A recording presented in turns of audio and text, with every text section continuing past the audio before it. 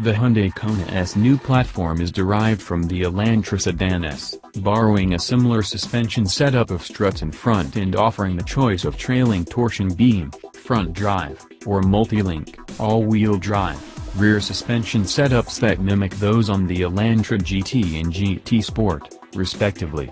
Aggressive 18-inch wheels wrapped into 35/45 R18 tires promise segment-leading dynamic handling.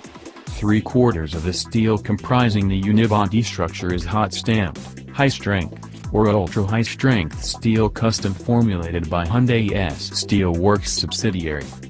And it goes together with more than 375 feet of structural adhesive, that has 45 feet more of the stuff than the larger Tucson uses.